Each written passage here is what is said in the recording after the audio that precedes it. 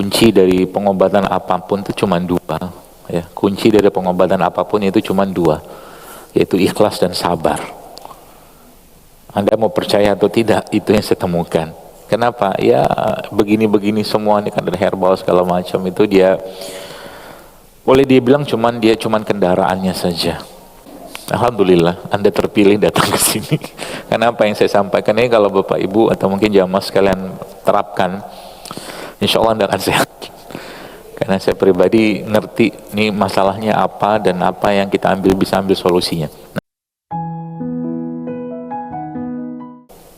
Ada beberapa waktu lalu ada seorang yang konsul lah ke saya gitu kan. Ibunya sakit dan sudah, kalau dilihat kasat mata pakai apa ya, pakai lab ya, maka ibu ini sudah memang wajibnya sudah cuci darah gitu kan, sudah wajib cuci darah. Tapi subhanallah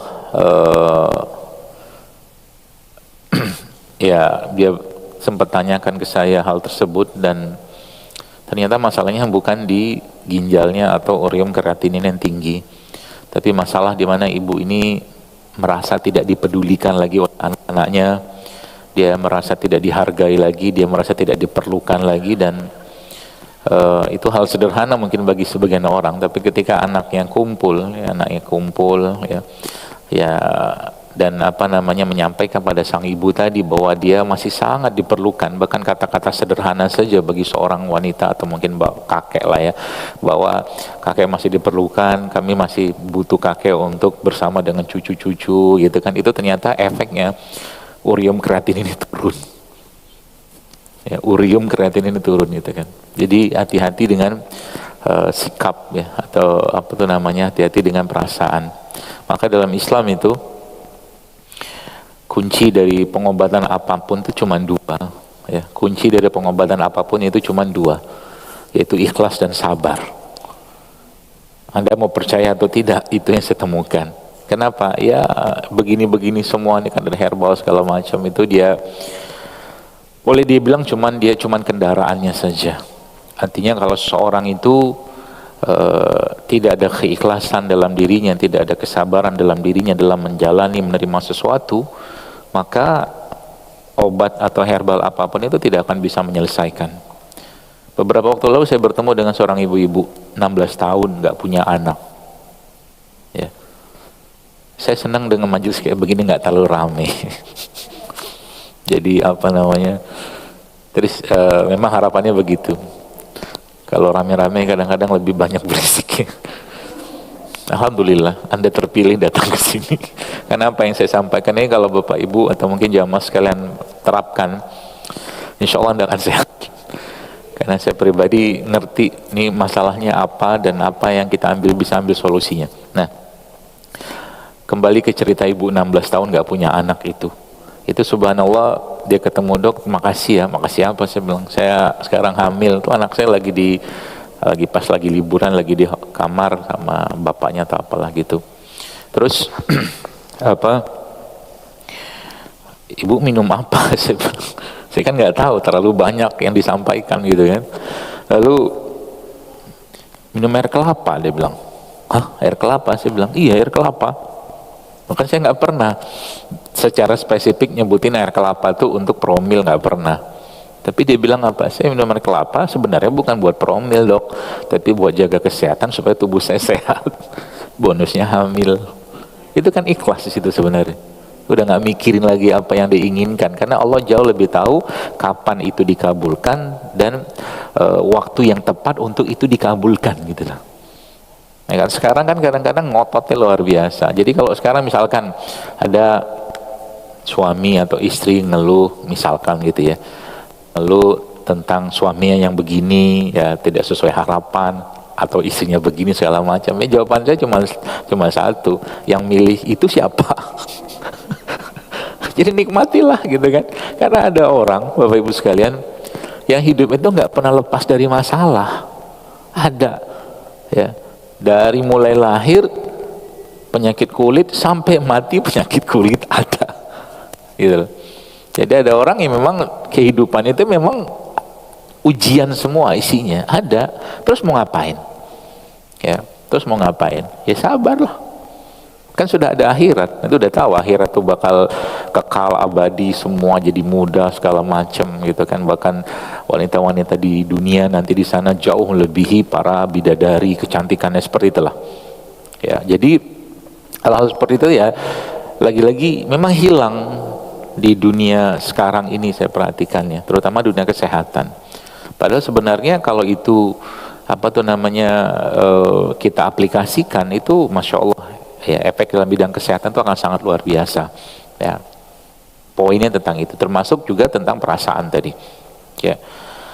Ada lagi tuh satu kasus, satu kejadian ya, kasus lah ya, anak-anak umurnya sekitar mungkin 17 tahun lah ya. Itu subhanallah apa tuh namanya dia itu sakit kemarin pasca apa tuh COVID itu ya. Ya udah negatif lah gitu kan, cuman nggak sembuh-sembuh, sakit terus gitu. Lalu apa yang terjadi berikutnya adalah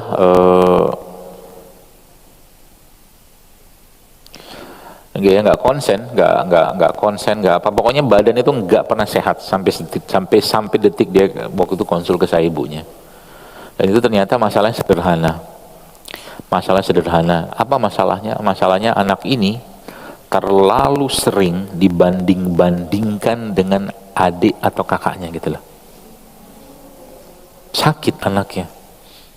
Ya, jadi itu. Jadi kalau kita baca dalam Al-Quran tuh sudah diciptakan kayak begitu. Jangan diubah sunatullahnya. Contoh lagi. Terus akhirnya diobatin. Diobatin sebenarnya anaknya nanti apa orang tuanya? Orang tuanya diobatin.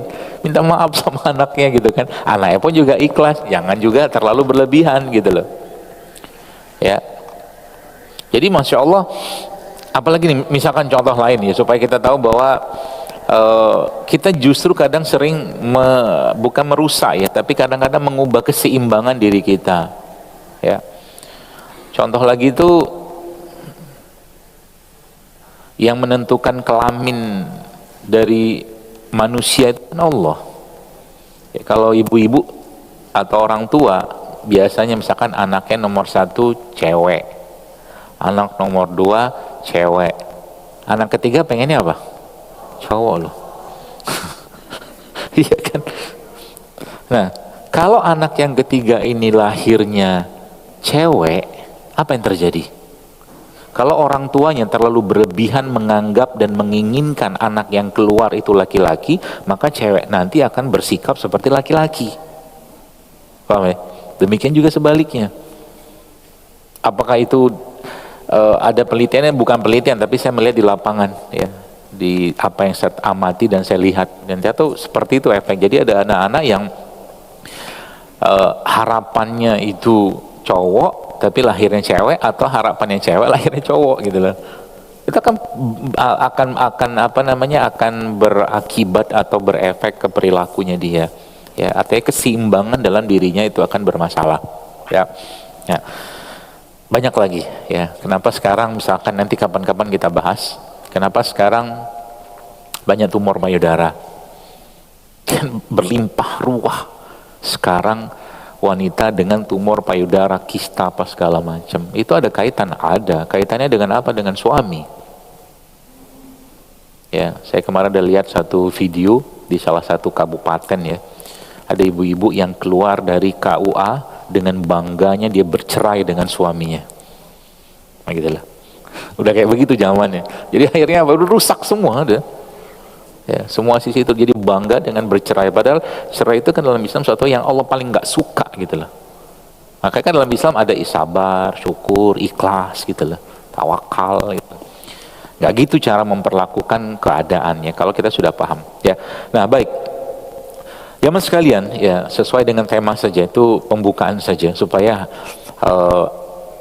ibu-ibu khususnya ya, karena Anda ini kan manusia yang tidak bersikap dengan logika. Iya kan? Anda bersikap dengan rasa. Nah, itu repotnya. Kalau rasa ini tidak dikendalikan, repot urusannya. Ya. Dan rasa itu tidak lepas dari rasa yang ada atau pernah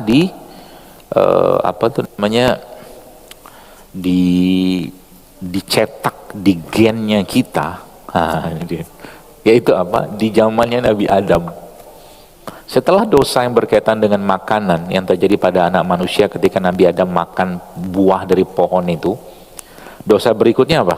Kan dosa pembunuhan, ya kan? Pembunuhan Kabil dan Habil, kan gitu kan?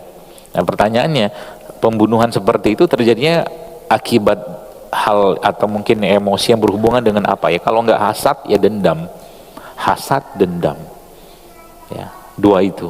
Jadi hati-hati dengan. Jadi ketika ada sesuatu yang berhubungan dengan itu, hasad dendam itu efeknya luar biasa, ya. Sampai kemana? Sampai ke masalah tumor, kanker, ya. Bagaimana kita melihatnya? Susah kalau dilihat. Cuman kita yang harus muhasabah. Adakah perasaan-perasaan atau emosi yang kita rasakan yang yang itu menjadi beban, ya, menjadi beban untuk diri kita yang akhirnya menyebabkan perubahan pada tubuh kita. Nah, itu. Jadi hati-hati. Makanya tidak heran kita pernah mendengar sebuah hadis yang Nabi SAW pernah menyebutkan bahwa bentar lagi akan ada ahli surga masuk, kata Nabi kan. Sampai 3 kali berturut-turut Nabi bilang kayak begitu. Ternyata orang itu amalannya apa? Tahajudnya sering bolong, gitu kan, sedekahnya biasa-biasa saja. Cuman tiap malam orang ini amalan hatinya luar biasa, yaitu apa? Dia memaafkan semua orang yang pernah menyakitinya atau menyakitinya hari itu. Tiap hari begitu. Kan amalan hati itu. Ya, jadi amalan hati itu efeknya luar biasa. Maka kita minta sama Allah agar dibuang penyakit-penyakit itu. Ya, penyakit hati itu. Karena efeknya apa? Panjang sekali efeknya. Ya, mulai dari fisik mah udah pasti, fisik itu sudah pasti, ya. Ini contoh lagi nih, contoh lagi. Ini bukan kasus saya, tapi ini kasusnya guru saya lah, kadang gitu. Dia melihat wanita, itu kan, subhanallah, repot sih ceritanya. Tapi intinya orang ini mengalami ketakseimbangan hormon. Dia bercadar loh. Ketakseimbangan hormon itu gara-gara apa? Kalau kista segala macam udah jelas lah, itu udah wajib.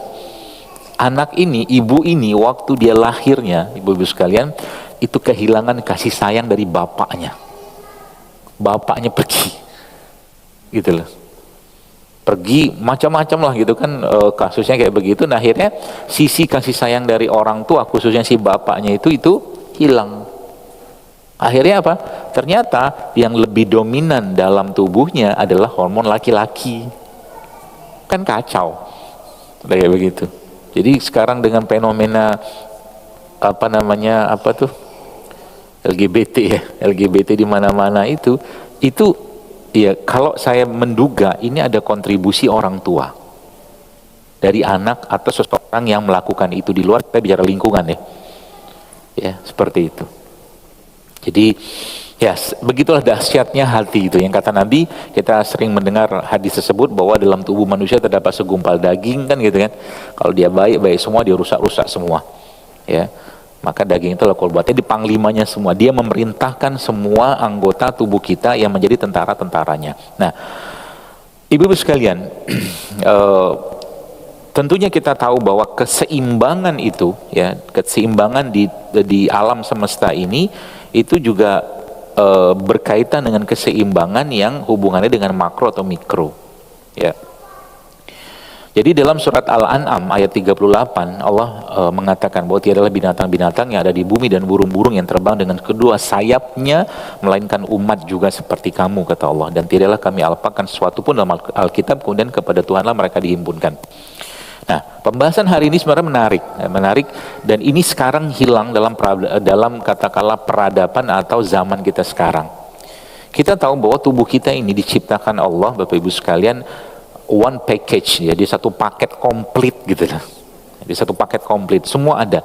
Kita mewarisi emosi dari orang tua kita, ya. Kita mewarisi emosi dari orang tua kita, ya. Kita mewarisi sifatnya mereka, karakter mereka, semua yang ada pada mereka itu kita warisi, ya. Jadi kelakuannya mereka itu mereka kita warisin. Jadi sekarang kalau saya kadang-kadang lihat ada orang yang marah-marahin anak yang nggak jelas marahnya gitu kan, ya anak lu sendiri, cetakan lu sendiri, kenapa lu marahin? Iya kan? Nggak masuk, nggak nyambung gitu loh. Nah, maka keseimbangan ini ya, dimulai kapan? Keseimbangannya dimulai sejak ibu itu atau anak tersebut berada dalam kandungan. Ya, keseimbangan. Anak dengan ibu tidak berkomunikasi dengan bahasa seperti saya ini, tapi komunikasi mereka adalah dengan bahasa perasaan atau komunikasi batin. Maka jangan suka ngebatin saat hamil misalkan. Ya, jangan suka ngebatin atau mengucapkan suatu kalimat-kalimat tertentu yang kalimat itu cenderung buruk pada sesuatu atau seseorang, maka itu kita sedang melempar. Ya, melempar kalau bahasa orang-orang ruqyah kan ain. Ya. Contoh nih. Dasar motor butut misalkan. Dasar motor usang atau mobil usang, apalah gitu yang kita sebutkan, itu kita sudah melemparkan satu kalimat laknat kepada barang tadi. Ya, kalau dalam bahasa komunikasi antara bayi dan anak, ibu-ibu sekalian, ketika sedang mengandung misalkan, maka bahasa komunikasi ini yang dipakai komunikasi seperti komunikasi rasa. Apakah ada buktinya? Buktinya banyak sekali. Ibu-ibu yang seorang wanita yang ketika dia sedang mengandung dan mengalami rasa sedih atau sedih lah terutama misalkan ya, yang berlebihan, maka anak itu punya imunitas yang lemah. Ya, itu baru satu. Nah, apalagi yang kita bisa lihat? Banyak sekali ya. Contohnya kayak begini.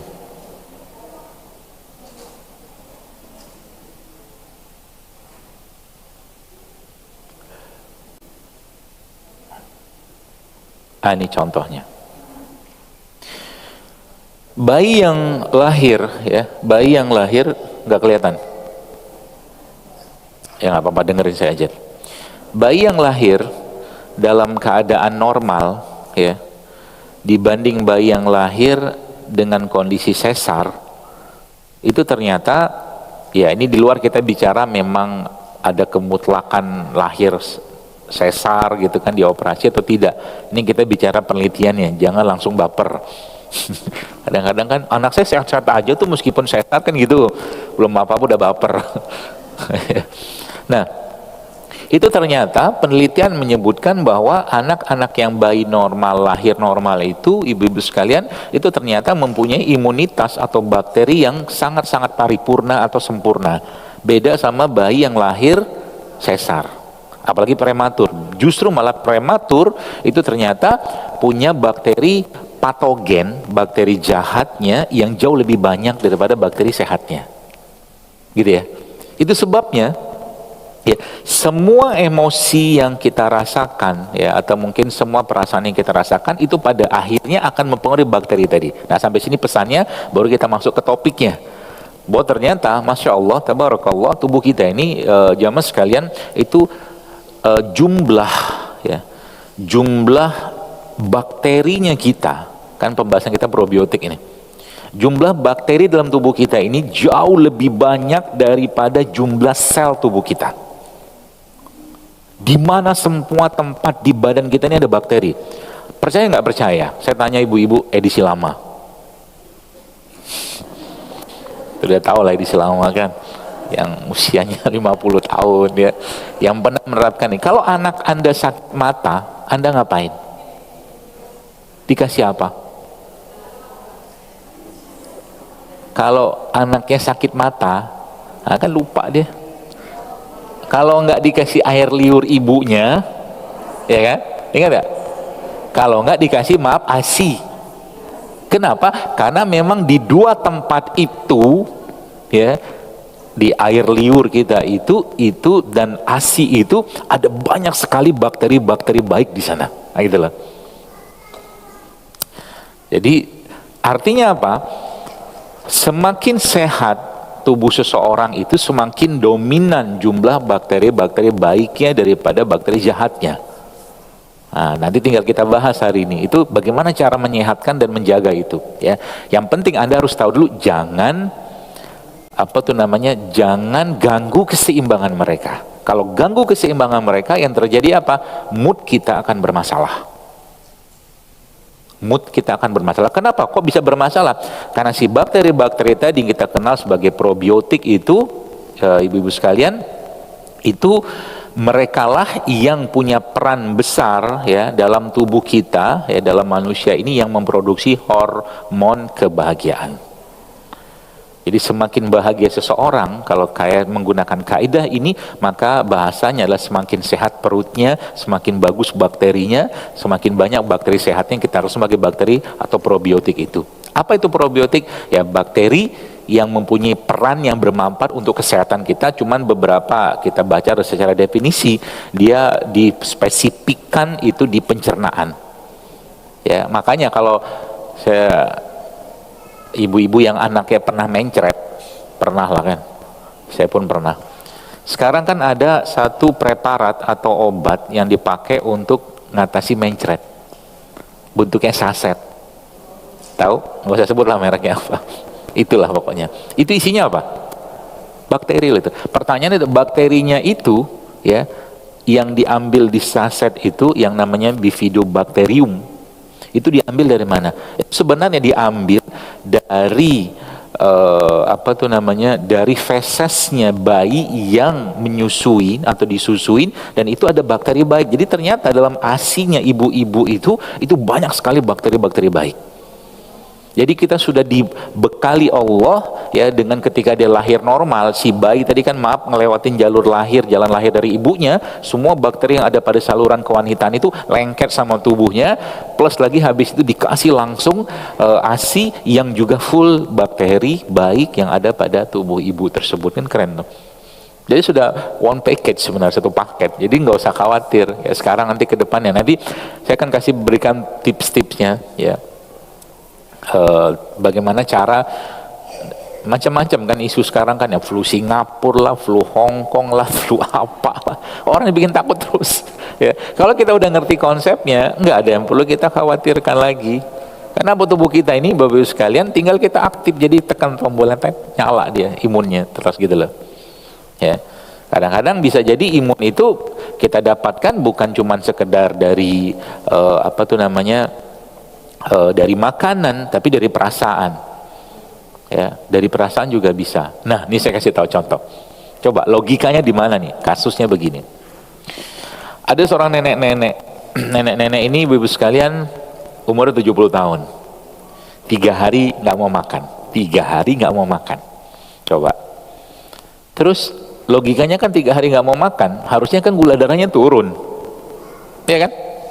Tapi ternyata justru malah gula darahnya naik. Usut si nenek ini kayak begitu, ternyata subhanallah dia lagi ngambek sama anaknya. Anaknya melarang ini itu segala macam yang dia biasa kerjakan, dilarang sama anaknya. Bahkan makan coklat pun nggak boleh. Stres kan dia kan? Akhirnya gula darah naik padahal nggak makan. Ketika begitu yang diobatin siapa? Bukan neneknya, anaknya. Gitu kan, selesai. Akhirnya apa? Gula darahnya turun. Coba, tapi begitu dahsyat. Jadi kalau Anda pengen, misalkan ibu-ibu gitu kan, pengen sama suami, Bi misalkan atau papa gitu kan, saya pengen apa, Anda pengennya apa? Misalkan suka ibu-ibu apa, saya nggak tahu ya, naik gunung lah misalkan, misal misal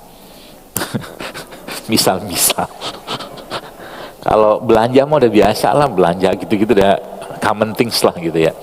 Naik gunung misalnya. Nah, Anda kalau memang pengen kayak begitu, Anda kerjain lah. Jangan nggak dikerjain. Karena di situ tuh kadang-kadang caranya Allah untuk mengembalikan keseimbangan mood kita, yang sebenarnya itu keseimbangan bakteri dalam tubuh kita. Gitu loh. Jadi yang memberikan perasaan itu sebenarnya bakteri itu. Ya, yang sebagian besar mereka itu ada pada pencernaan atau ususnya kita. Ya, jadi makanya tidak heran ibu sekalian, ya ada bapak-bapak ya. Tidak heran banyak sekali penelitian menyebutkan bahwa salah satu cara ya untuk memperbaiki mood itu adalah dengan probiotik, dengan bakteri. Ya, salah satu cara. Nah, ya kayak begini nih. Ini kan tampaknya kan air biasa, tapi dalam ini kan ada makhluk hidup, umat-umat yang tadi saya sebut itu. Ya, umat-umat baik lah gitu kan, yang mereka semua berkoloni, ya sama kayak begini nih. Ya, yogurt kayak begini kan. Ini kan juga ada umat-umat di sini. Ya, gitulah.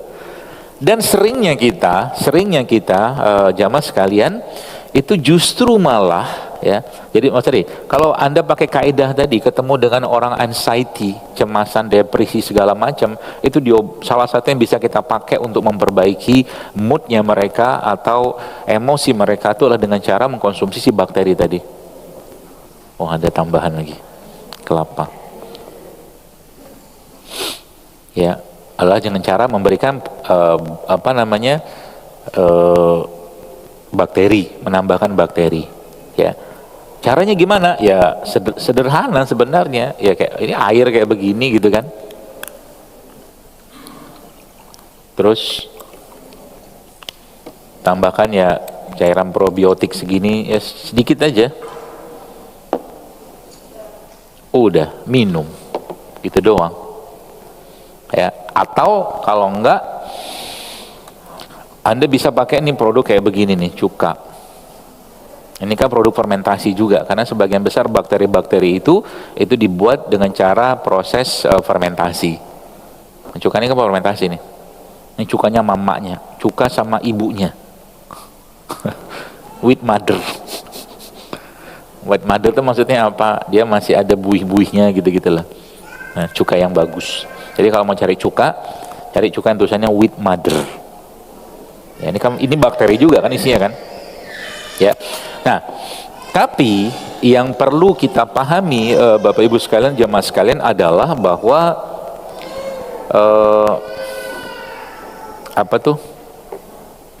kita harus juga waspada dengan semua hal yang mengganggu keseimbangan mereka. Mengganggu keseimbangannya mereka, ya. Salah satu contohnya apa? Nah, ini karena jamaahnya ibu-ibu, saya kasih ini dulu. Sebagian besar produk-produk kosmetik dan toiletries itu, ya, kan orang pikir kan cuma di kulit. Jadi salah satu bakteri atau koloni bakteri terbanyak itu ada di kulit, ya, ada di kulit. Ya, jadi semakin banyak paparan bahan-bahan kimia sintetik, bahkan bahan-bahan kimia yang cenderung nyerap ke dalam kulit atau tubuh kita via kulit, itu akan mengganggu hormon. Ya, jadi kalau Anda pengen tetap terjaga kulitnya, coba mulai sekarang diperbaiki kosmetik dan toiletries-nya.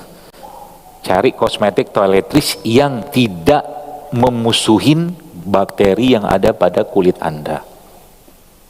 Ya, karena sebagian besar, percaya nggak percaya, kalau Anda yang pernah pergi ke Amerika, ya di Amerika tuh odol di sana itu ada peringatan. Browsingnya juga nggak saya. Warning on toothpaste in US, ada peringatan di situ. Dia akan tulis kurang lebih bahasa begini: jika tertelan, segera hubungin CDC. CDC itu semacam pusat komite lah yang ngurusin tentang keracunan. CDC. Nanti buka aja di Google, tulis warning on toothpaste in US. Dari keterangan tuh. If swallow too much, dia bilang gitu kan, segera bawa ke pusat pengendalian racun. Nah gitulah. Jadi singkatnya ya kita mulai mengurangi nih, ya, mengurangi paparan-paparan mereka, karena sekarang kita mau mengendalikan, menyetop kan nggak bisa. Gitulah. Jadi mulai dari kosmetik, toiletries itu kita mulai perlahan-lahan perbaiki, cari yang sehat, gitu kan. Sabun misalkan, cari yang kira-kira yang skin friendly, kan banyak tuh. Sehingga nanti itunya itu bakteri di sini tuh nggak merana, gitu kan. Kalau sudah mereka merana, pasti akan terjadi gangguan. Makanya saya tuh nggak habis pikir kalau ada ibu-ibu gitu kan yang berlimpah ruah mukanya itu dengan skincare. Ya, akhirnya apa? Kan rusak semua bakteri sini itu. Ya, akhirnya apa? Dia meradang. Tanda meradang kan merah itu kan meradang. ketika nggak pakai meradang, nah gitu loh. Jadi ya itu tadi, ya jangan dibebani mereka sehingga nanti mereka ngomel-ngomel, marah-marah gitu loh. Karena mereka juga ngomel-ngomel, ya mereka tuh marah-marah, ya marah-marah maksudnya ketika terlalu dizolimi mereka, maka otomatis mereka akan bermetamorfosis, kalau kita bilang mutasi gitu loh, seperti itu. Nah itu yang pertama, jadi kosmetik toilet, jadi pengganggunya ya. Lalu yang kedua apa? Yang dari sini nih, ini yang paling saya bingung gitu kan. Ya, kalau Anda lihat di Amerika atau negara-negara yang sudah kuat safety-nya, itu nyemprotin pestisida kayak begini, itu menggunakan peralatan perlindungan diri yang full. Betul? Yang makannya siapa? Kita. Yang disemprotin apa? Logam berat, kimia sintetik, semua disemprotin situ. Yang makan kita. Gitu loh. Padinya, ya padi, ya pestisida itu kan kita sudah tahu, ya salah satu biang keroknya atau pemicu kanker. Ya, sekarang kita lihat angka infertilitas, kemandulan itu kan naiknya luar biasa, berapa ratus % itu. Ya, itu kan salah satu efeknya memang dari ini, salah satu akibat dari pestisida ini. Jadi apa pesannya di sini? Ya, sebenarnya kalau mau terjaga keseimbangan mereka itu, carilah produk-produk yang tulisannya ya kalau organik sih oke. Tapi minimal cari yang bebas residu. Tuh yang pertama, yang kedua. Kalau enggak udah mentok-mentok nih, misalkan udah mentok nih, anggaran nggak cukup nih, beli yang kayak begituan gampang. Saya kasih tahu solusinya. Anda bisa cuci ya, sayuran-sayuran, beras-beras tadi itu ya, kan mereka logam berat dan bahan-bahan sintetik yang merusak sebagian besar hormon dalam tubuh kita itu tidak akan bisa hilang dengan pencucian, nggak bisa. Jadi kalau kita beli beras biasa itu dicuci mau 100 kali pun tidak akan hilang. Dia harus diikat dengan bahan yang lain. Sekarang nyuruh nyetop di sana kan nggak bisa. Ya mau nggak mau kita di sini harus mikir, muter otak bagaimana jangan yang masuk tuh logam berat dan semua yang mengganggu keseimbangan tubuh kita. Gitu loh. Salah satu caranya adalah dengan menggunakan cuka juga bisa. Jadi sayuran-sayuran tadi itu mungkin dalam wadah atau baskom 1 liter lah gitu kan, Anda mungkin kasih 1 atau 2 sendok makan cuka ya, diobok-obok dulu, nanti sayurnya cemplungin situ, direndam dulu. Ya, itu yang pertama. Contoh mungkin saya suka anggur, meskipun anggur itu jangan terlalu banyak juga dimakan. Ya. Jadi semalam itu cerita sedikit tentang anggur dan gula darah, ini menarik nih. Semalam saya bertemu dengan bapak-bapak. Dia ini gula darahnya lumayan tinggi, ya sahabat, dia teman pasien juga lah gitu kan. Dia cerita, orangnya suka eksperimen. Ya ini bagi bapak ibu yang mungkin ada masalah dengan gula darah. Nah dia cerita, jadi dia akhirnya karena suka eksperimen, setiap makan apapun itu dia cek gula darahnya. Cek gula darahnya. Ternyata ya ini kalau mau dicatat silakan. Semua buah-buahan yang dikeringkan, ya semua buah-buahan yang dikeringkan itu menyebabkan lonjakan gula darah yang cukup tinggi. Ya itu yang pertama. Lalu yang kedua, ada beberapa jenis buah-buahan yang cepat sekali glucose spike-nya itu. Glucose spike itu dia naik gula darahnya. Misalnya mangga.